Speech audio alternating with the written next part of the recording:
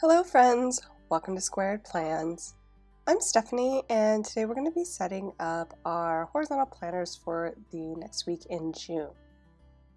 And I've got these mild liners here ready to go, as well as this washi tape roll I will use, these inks here for some stamping with these stamps, this box of stickers, and these sticker books, which I'll pull from. So this is the second week of the June Plannable Challenge, and this week's theme is the great outdoors. So if you'd like to participate, go ahead and post your spreads up on Instagram using the hashtag PlannableJune2022.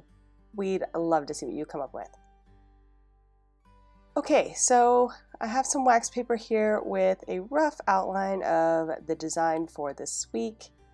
I decided to do a little sampling before I started this video to make sure that my idea would work.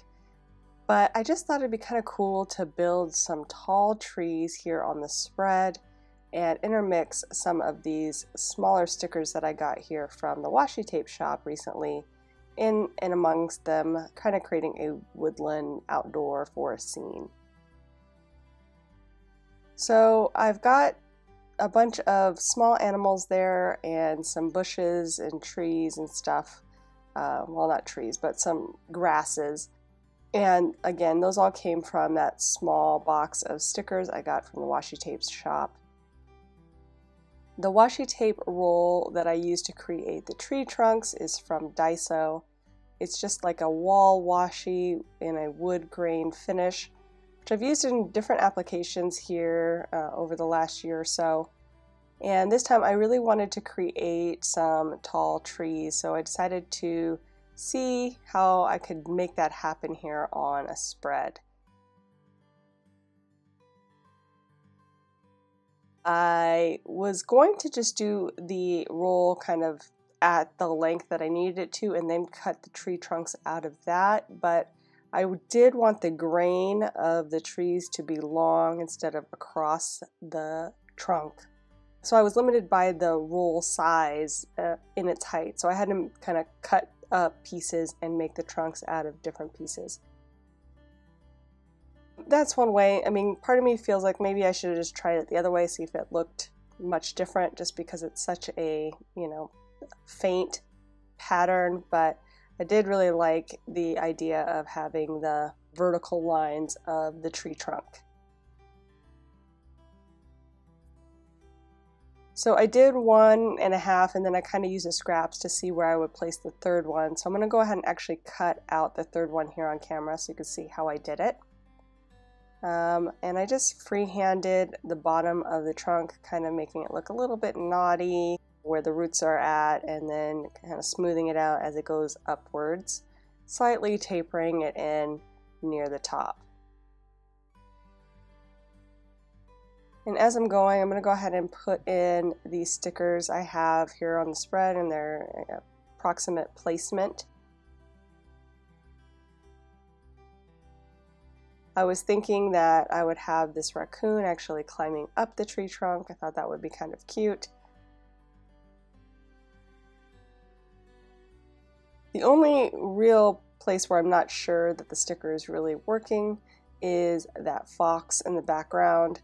It's small, so I kind of wanted it to look like it was in the distance, but I don't know how exactly that's going to look in the long run. So that's the only sticker I really didn't feel that comfortable with in my final placement.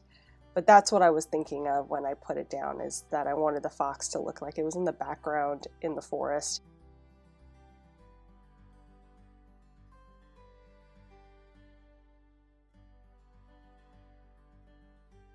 And I'm just using some of those other scraps here to build out the rest of the top of this tree trunk, trying to meet up the edges as best I can so it does look continuous.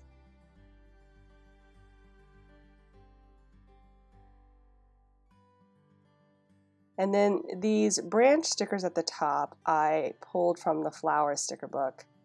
I only had 3, and these were the only ones that I had left. out of the set, and I really didn't have much else that was similar to match it up, which is why I decided to use my stamps to help fill in the gaps.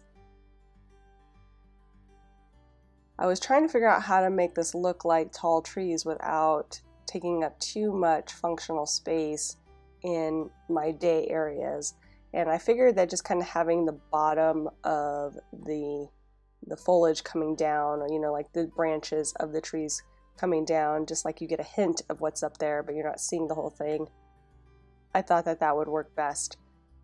So I kind of got that idea. I looked for some branches in my stash and I found these, so I think that'll work.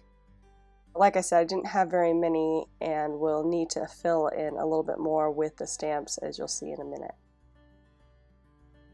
They came in kind of like a set of two, as you can kind of see, that easily could divide, so I just cut them out individually and are going to place them where they best fit on the spread as I go in the top layer there.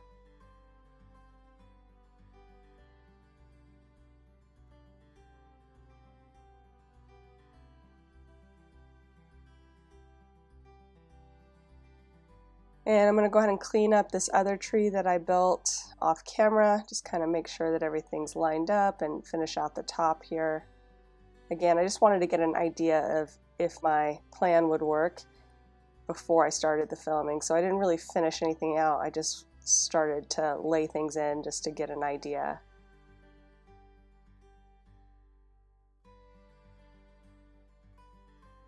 And I'm placing that one there in the middle, like over the spine.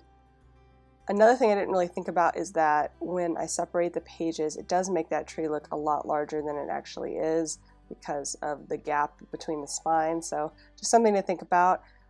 It doesn't look bad, it just, the proportions were a little bit different than I envisioned. I would have probably shrunken the tree a little bit more had I realized that's how it would look within my planner. So in this fall sticker book I have here, I was looking for more of those branches, and I remember that they had something similar in the fall sticker book, but really all I could find were maybe these boxes that I thought I might use. It's kind of rounded bottom boxes. As I laid them down, I felt like they were too colorful and drew too much attention, so I have some backup books in case that didn't work, including this sophisticated floral sticker book. And I saw that it had a nice, subtle, neutral, colorful box there that I thought would match well when I was putting in some focus boxes and not trying to draw too much attention. So I'm playing around with that. It's like a subtle gray with almost like a natural paper finish to it. I know it's a little bit hard to see on camera, but when you go through the close-up at the end, you can kind of see the pattern on those boxes, which I thought was a really good fit for this woodland theme.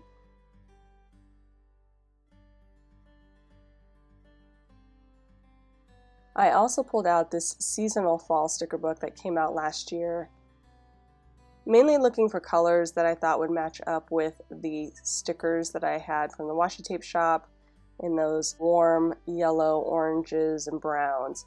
So I found a few things that I thought would spread a little bit more of that color around here through these headers and not take up, again, too much attention, kind of being more like little accent moments versus the big draw of the spread.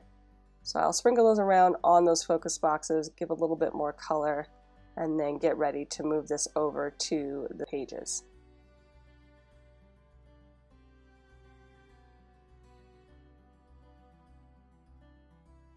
So I'm going to try to line this up right at the bottom. It's a little bit trickier than I thought it was going to be. I do want to white out behind all these tree trunks.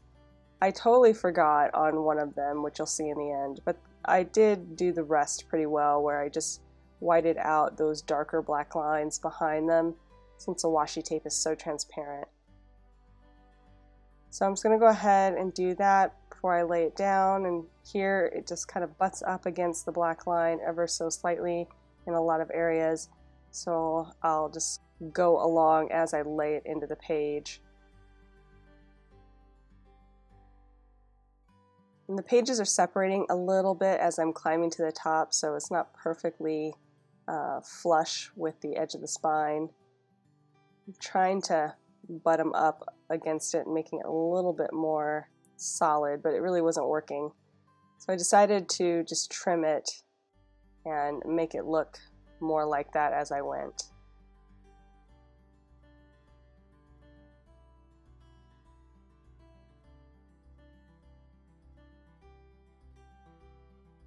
And same with this top piece here.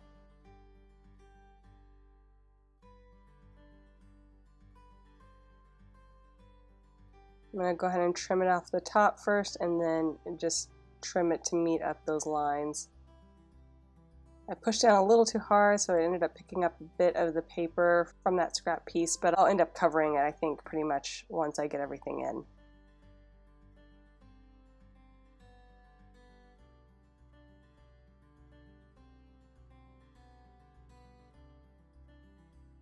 And I like these stickers, but they're kind of small and they're all white bordered, so I do need to do a little bit of cutting on some of these to make it look seamless on the spread. I'm just trimming them out, having those pieces that come off the bottom, just kind of trim it so it looks flush with the bottom instead of having extra.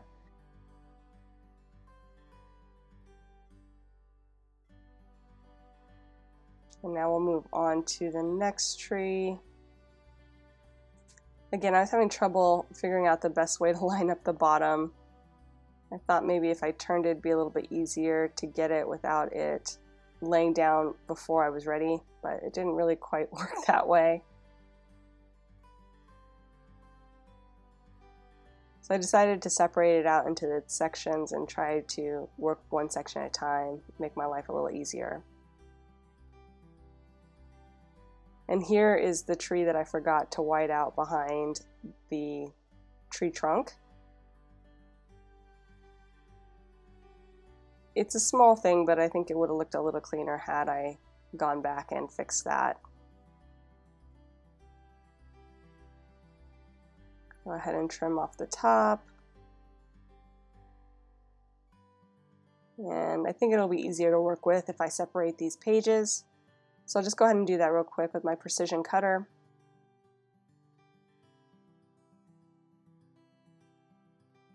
And then move on to the last tree.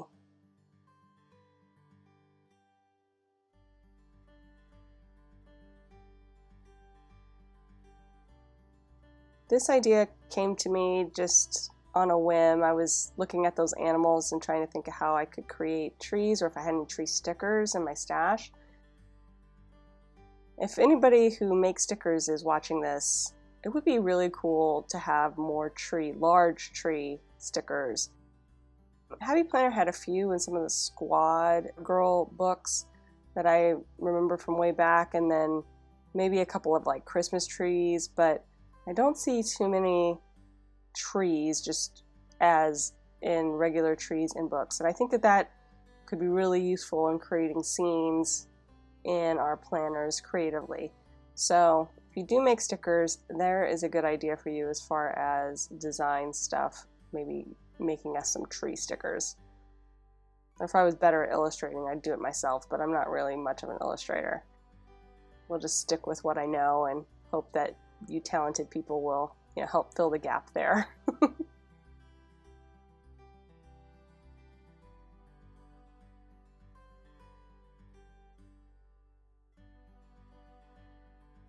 Another thing that I did wish I had spent more time on was matching the grain of the sections a little bit better, so the trees didn't look so pieced, where the different sections met. It looked a little more seamless when I took my time and tried to match up the grain. That's another tip if you're going to do this yourself. Take that time to match up the grain if you can. I think the result will be better.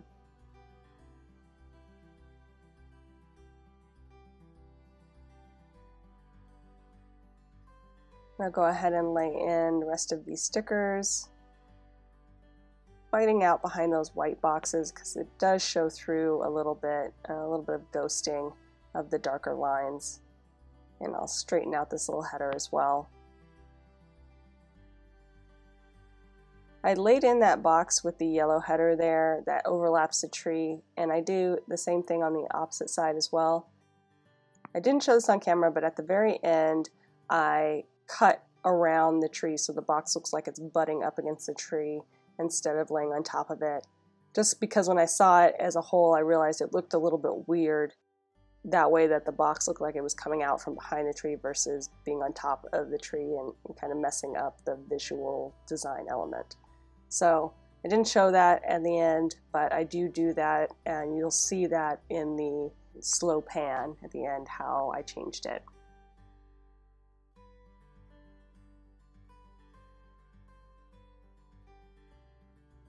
And I think I moved this tree out a little bit more than I had it on the wax paper, because this box is a little bit smaller than I had it on, again, on the wax paper. But I didn't want to overlap the tree, like I said. It's still fairly large, I just thought it would be a little bit more like it was on the wax paper, but that didn't work out.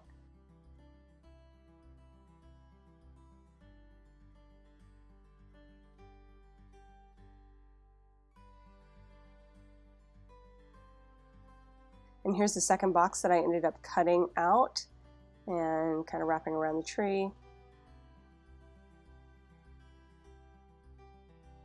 Originally, I wasn't going to lay any of the white parts of these branches on top of the washi, but I don't think it really takes away from it. I felt like it was okay once I actually let myself do it. I did want to give the illusion that, you know, the branches were free floating, that maybe even clear, like a clear sticker, versus having that white border around them. Sometimes that detracts from the illusion of the design, but I think this worked out okay.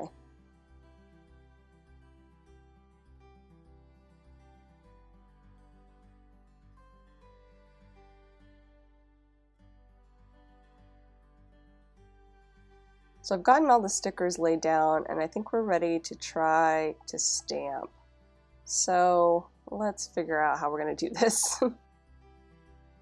I was going to do it before I laid in the stickers, but I figured I would just be minimal with my stamping and do it more as a fill-in versus overtaking the spread in stamps and then trying to backtrack with the stickers.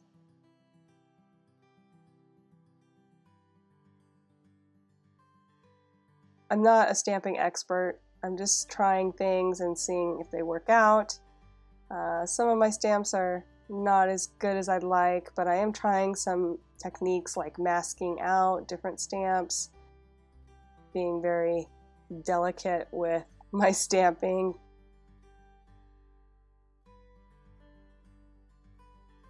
I feel like I need to fill in some of them that I didn't stamp hard enough, which I'll make that adjustment soon. I also felt like there was too many red branches on the right side of the page, so it's going to make an adjustment there. I'm also using some Arteza fine liners just to semi-match the color and fill in those gaps in the stamp where I didn't do a real hard push.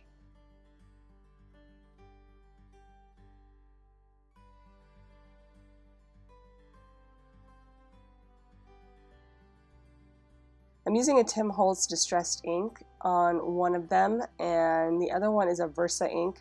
Both are really fast drying, which I really like a lot. Perfect for planners, especially if you have these thinner papers, these non-cardstock papers. Really helps not bleed through and dries quickly, so I'm able to keep working without having to wait for drying time and worrying about smudging.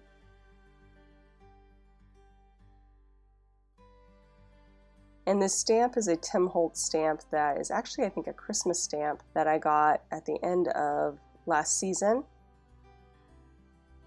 I'm really happy I picked it up. I've used the branches from that stamp set in at least another spread, maybe even two. So it's a really nice set to have. It's not necessarily only for Christmas. And of course, that and anything else I used today I will link down below if I can find it. If you have any questions on anything, just shoot me a comment and I'll be happy to get back to you that way.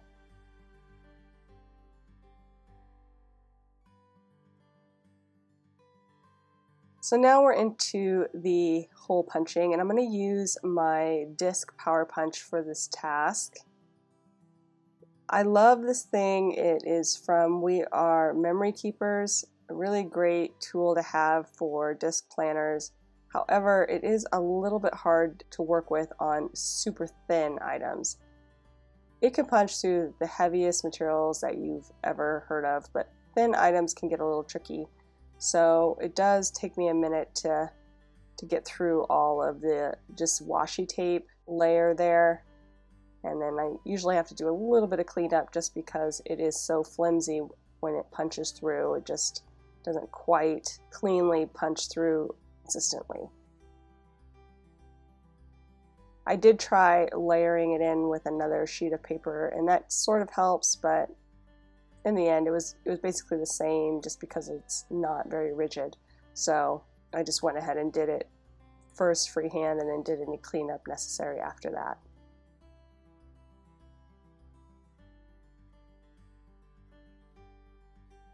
I would have used my Happy Planner punch, but it is a notoriously finicky punch that I have, and it oftentimes jams.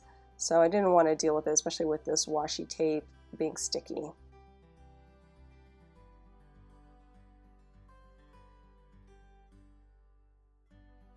And finally, I'm going to add in those highlighters that I pulled as checklists. Pulled 4 colors that I thought coordinated, including a new neutral set that I had recently acquired, which I love.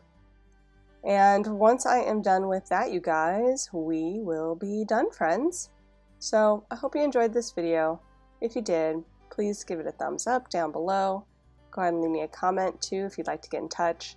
And think about subscribing to my channel if you haven't already, if you'd like to see more of my videos. Thank you guys so much for watching. I really appreciate it. And we'll see you next time. Bye!